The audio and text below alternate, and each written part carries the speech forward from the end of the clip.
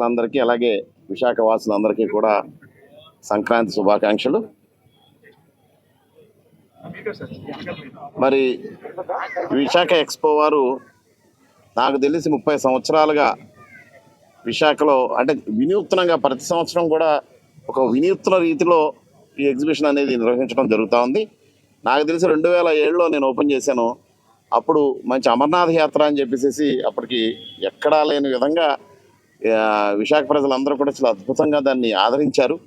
సరే 30 సంవత్సరాలుగా కూడా విశాఖ ప్రజలు ఆదరిస్తున్నారు. అందుకనే ఎగ్జిబిషన్ కంటిన్యూ అవుతుంది. ప్రతి సంవత్సరం కూడా 30 సంవత్సరాలుగా కంటిన్యూ అవ్వడం అంటే ఒక మాటలు కాదు. ఎందుకంటే చాలా ఖర్చుతో కూడుకున్న పనిది. ఏదో కోట్ల రూపాయలు ఇన్వెస్ట్ చేసి దీన్ని చేయాల్సిన అవసరం ఉంది. మరి అది కూడా ఒకసారి చేసిన కాన్సెప్ట్ నెక్స్ట్ ఇయర్ చేస్తే ప్రజాదరణ ఉండదు అనే ఉద్దేశంతో ఎప్పటికప్పుడు వినూత్న రీతిలో కొత్త కొత్త ఆలోచనలతో కొత్త కొత్త సొగసులతో ఈ ఎగ్జిబిషన్ నిర్వహించి విశాఖ